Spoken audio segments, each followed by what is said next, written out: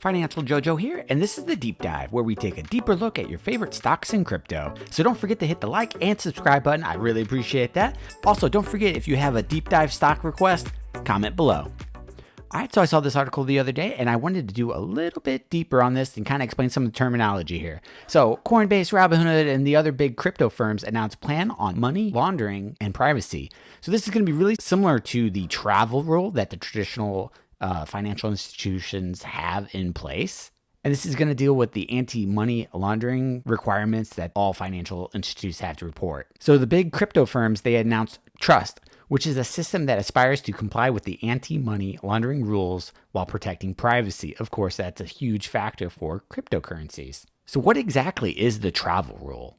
So the travel rule requires financial institutions to share information about their customers and their associated transactions with each other to prevent suspicious activity such as money laundering and terrorist financing. So let's take a look at SWIFT's interbank messaging system for traditional financial institutions. So with SWIFT, you're not actually sending a money transfer. Instead, the payment message or order is sent between the two financial institutions.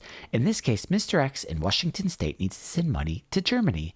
His financial institute sends a payment order via a message with a SWIFT code. The SWIFT code consists of 8 to 11 characters in which a bank code, country code, and a bank location are identified. Once the receiving institution receives a SWIFT payment order, it will clear and credit the account in Germany, while the sending institute debits the account in Washington State. The two financial institutes use a network of accounts to transfer the funds. These accounts are set up for the sole purpose of executing SWIFT transactions.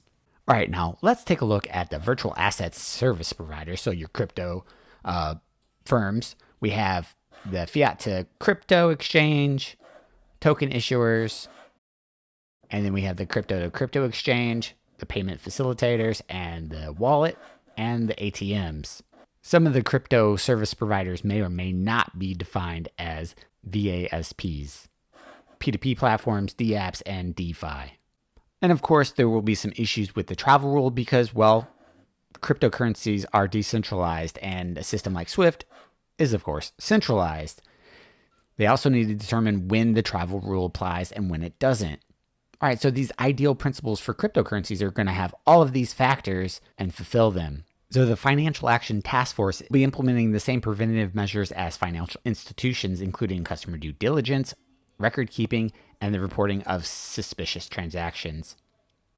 So the VASPs will have to know their customer, keep records, report the transactions when they suspect the money laundering or terrorist financing, and it must be secure and confidentially transmitted when they're sending payments to another service provider. And as we've seen in the news, cryptocurrencies such as Bitcoin can be tracked back to certain wallets and be tied to certain people.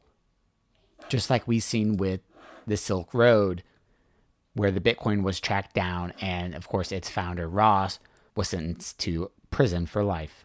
So in this new rule, we're seeing that they must report transactions of more than $3,000 between the financial institutions.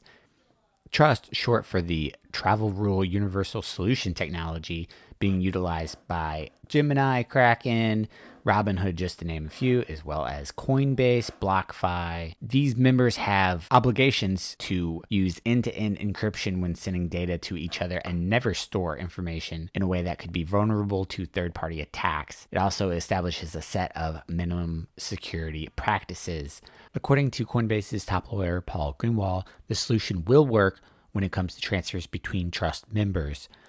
Greenwald added that the trust members expect more companies will join their ranks in the coming months. One of the major unresolved issues, and one that came up with the FATF discussions over the past 2 years, is how to make entities within the realm of DeFi comply with the travel rule. In particular, it remains to be seen how decentralized protocols and wallets will collect requisition travel rule information such as the name and address of the transaction participants. Greenwald acknowledged such questions are far from resolved, but said that the trust represents an important first step as the crypto industry navigates the complex task of complying with global anti-money laundering rules. If you ever had a chance to read Bitcoin Billionaires, it covers a little bit of that in Gemini from the Winklevoss brothers, Tyler and Cameron. It's a great read. I recommend it.